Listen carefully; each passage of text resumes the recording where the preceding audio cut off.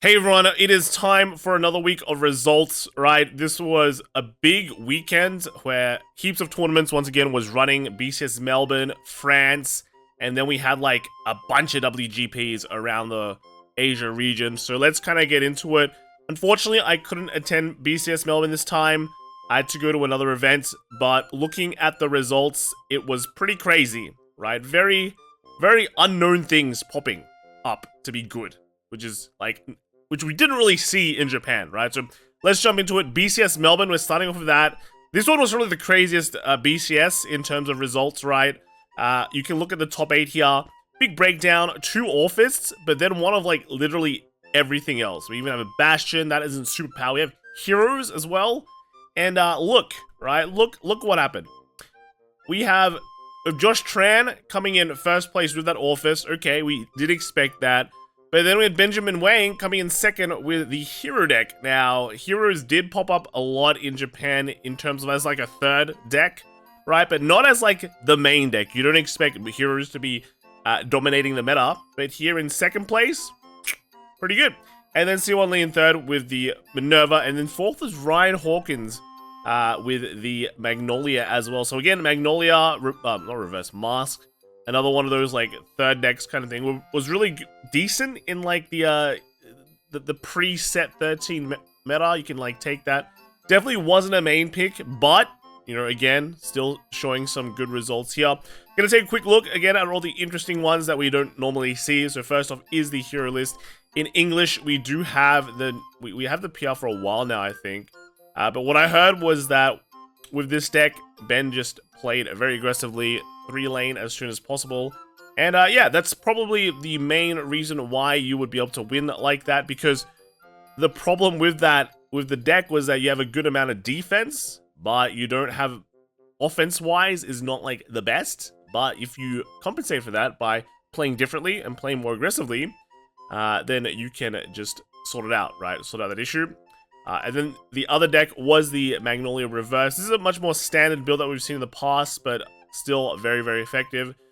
Just power up with the Forced Grow Dragon, and then after that, it's pretty much good to go. You got the Misty Arc Habitats, just search out your mask to kind of go in, and yeah, that's how it is.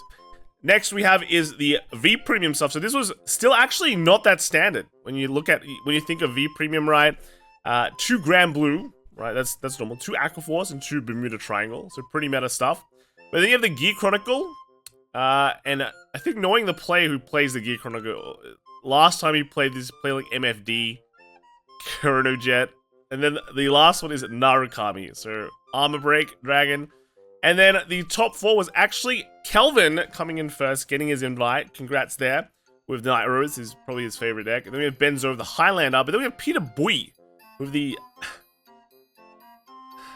Armor Break Dragon. And you know, if you remember Sydney, there's another Armor Break Dragon that, I don't know, is Australia being known as the Armor Break Dragon nation? And then fourth, we have Lam Nguyen.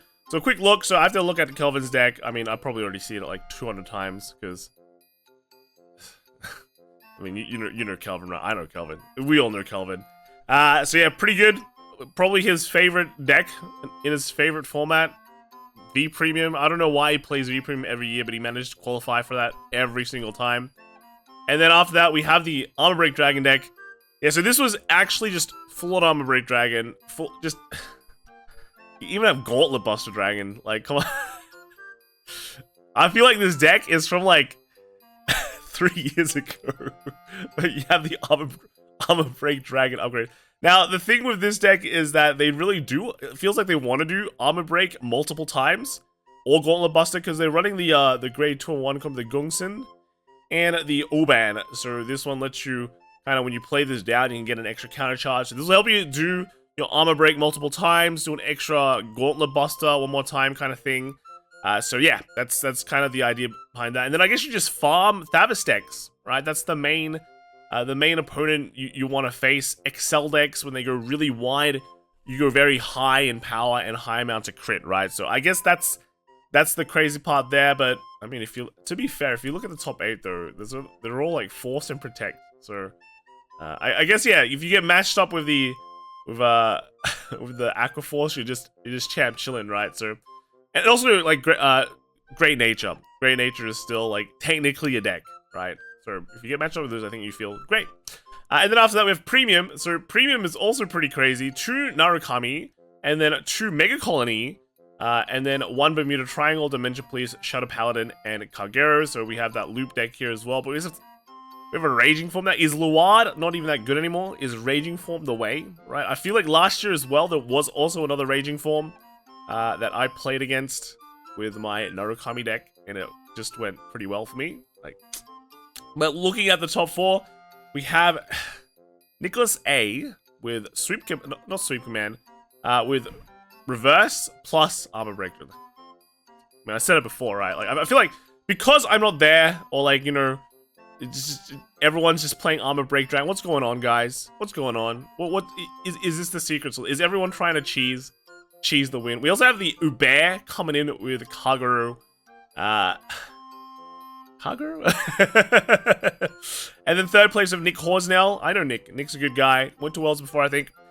So good to see him top with just a more traditional Eradicator build. And then we got Alex Joe, 4th place.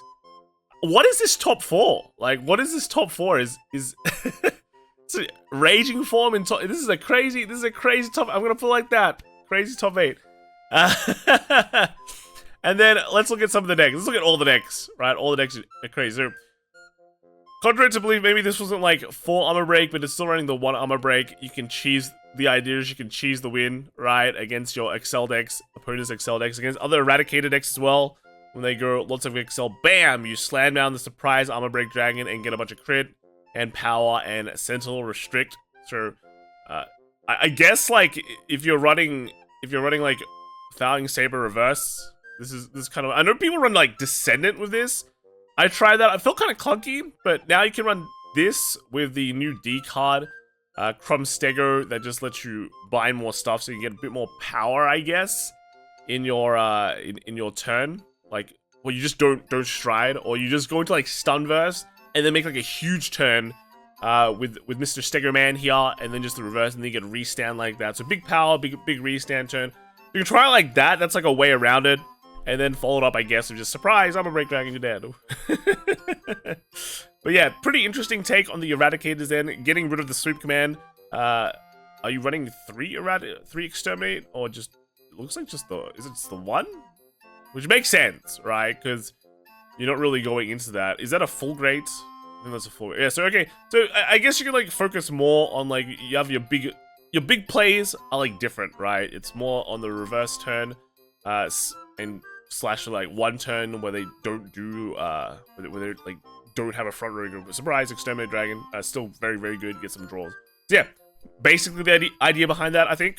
And then next is the Kagero. So this one is actually just straight up the cross.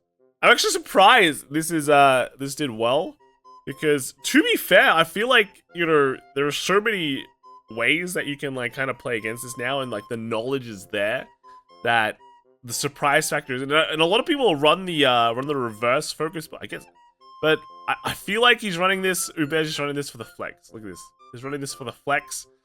So it's primarily the cross, but you know, to be fair, like to be real, right? To be real, the cross still runs like 1 copy of Rebirth for those rare situations where like maybe you're stuck on it. And you're at high damage, or like you just hit high damage. The Rebirth is like kind of better. But yeah, the cross, like this, yeah, all the new builds were kind of more focusing on like the reverse, right? Just popping up that that damage increaser to use the reverse, and you just get multiple. Because like technically the cross does minus you quite a bit. But I guess there's like less stipulations, right? You just go straight into it. Oh, am I on 5 damage? I don't care. If I'm not, I just do my thing. Are you running, what kind of PGs? Is it draw PGs? So I know a lot of players also try running the new D PGs, because if you're on the cross, then you know it works. You don't have a hand technically, but with the cross end, you technically just don't have a hand. So yeah, I guess it still works. Just kind of high roll. Go for just high power rush and just bash. Hope for the best. And yeah, that's pretty much it, right? That's pretty much it. Then after this, we have the more traditional Eradicator build with Sweep Command. This is just running Vanquisher. So or not the Vanquisher, but what was it called? The Dragoon, Chainbolt Dragoon, to search for the Vanquisher. I guess it's like a nice counter to like getting bound, right? You just, oh no, it's during your turn, so it doesn't work. So it's just it's a check, really? Yeah, okay. And then lastly, we have a Raging Form. So premium Raging Form. I guess it's like, I guess you can take it because like you might feel like there's like less Eradicators, but at the same time, you know, Narukami's still a good deck.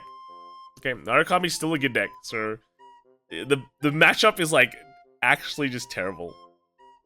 But hey, if you come in, I guess like the matchup maybe against something like Mega Colony is pretty good though. So if you assume there's a lot of Mega Colony, or like you're afraid of, I guess if you're afraid of something like Loop, you can like rush Loop, and then like give yourself like an extra damage of like the heal. But he's only running, oh yeah, he's only got 3 heal guards, so you can still like run like, yeah, heal guards. You have 3 of, so you can play 1 down, and then on your turn 3 just like kind of go. I guess is that. I guess that works. So yeah, all right, pretty nice, pretty nice. And then after this, that was pretty much Melbourne. We have France as well. So France standard was like pretty straightforward, I guess. With just Chaos there, I guess is the different one. 2 Ballistic Crowjet, and then we have the green on Orphist, Chaos, and Minerva at 1. And then after this, we have the Greedon winning. So I don't really think we need to take a look at any of these decks, because we've seen a lot of the French list already. Yeah, French Greedon basically dominate, I think, Netherlands, like 1, 2, 3 French Greedon. The 2 Ballista builds, pretty much Ballista, and then Orphist is just kind of the thing, right? It's just meta deck, right? All meta decks. But then in V, we have 4 Aquaforce. Wow, 4 Aquaforce. Yeah, 2 Grand Blue, 1 Bermuda Triangle, and a Narukami. And this was taken over by Night Rose. So 2 Night Roses at the top. I think Sage was one of them, right? And then the Maelstrom, and the Bermuda. So like, wait, let's go back. So Bermuda, you'd be like Bermuda Triangle. Okay, it's probably orange, right? But you know, if you didn't check the pie graph, which technically I didn't, I was like, ooh, it's Lupina, and then Aquaforce. Like, it's Thavis, but it's actually Maelstrom. So let's take a look at those decks. Maelstrom and Lupina. So first off, this is the Maelstrom one. This is kind of, I guess, a blast from the past. I can't really discount Maelstrom though, because the Glory Maelstrom effect is just so strong. If opponents really just don't remember this deck, or really don't respect it enough, they can still lose. They can still lose to the deck. So pretty much Glory, I feel like, is just carrying the entire deck. So congrats there. But then also this deck, I remember this way back then, Lupina Melody, right? So I remember a deck profile I made for this like ages ago.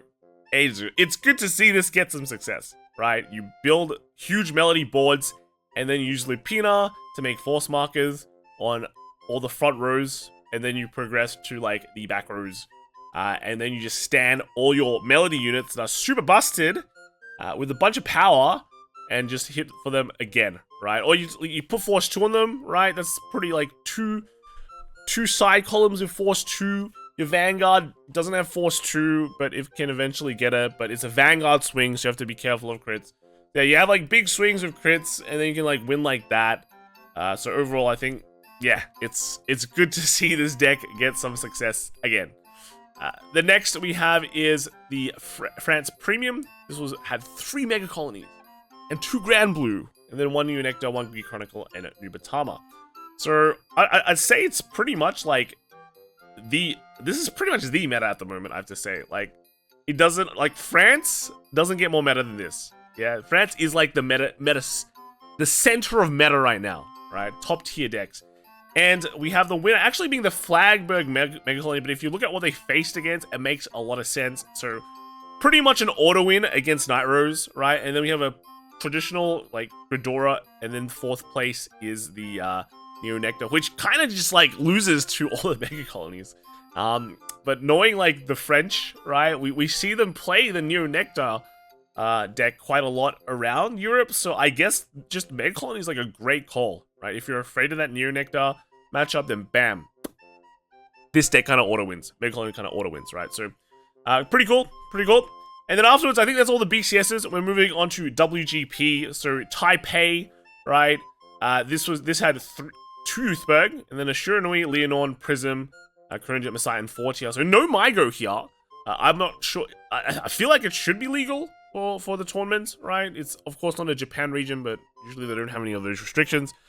This was won by Merlin's Monkey, who came first with a Leonon deck, so kind of different, right? You expect all the other decks to, like, Leonon's kind of the less strongest of all the set 13 decks, but now I guess with a bunch of new techs and PRs, it's become better.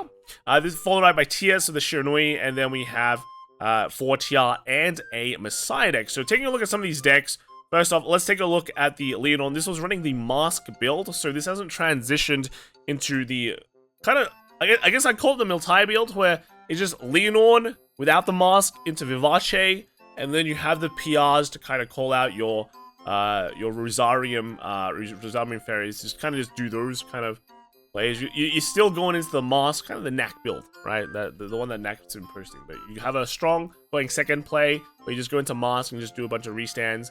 I guess you just have a strong first turn Mask play versus normal Leonon Vivace, which just has a Leonon play, which is not great. And then you go into the Vivace kind of thing after that.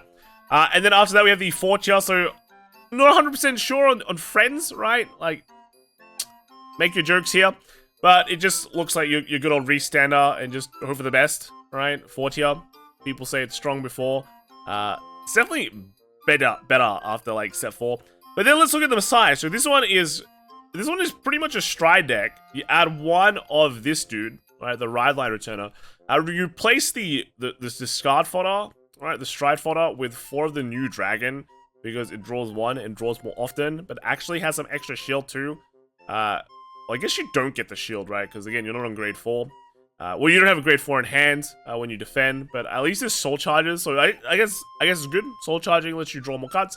And then you have the order. So the new PR order is actually insane. I feel like this one is way better than the Chronojet one, just because it lets you call a Messiah from your drop zone. So no more do you worry about your Messiahs. You can always get them back. It also means you don't have to run the top 3 call card, because that one's like, generally calls a card from your deck. You don't know what you're getting, and just, you know, Arrestor is just infinitely better.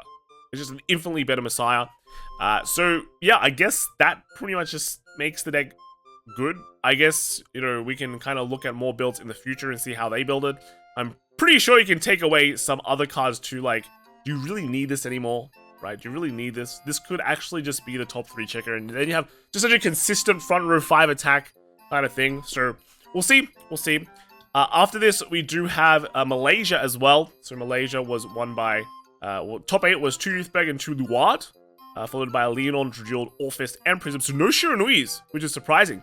And then this was, was it? Wait. There was also no Mygo, right? So it looks like Mygo, no one likes it outside of Japan.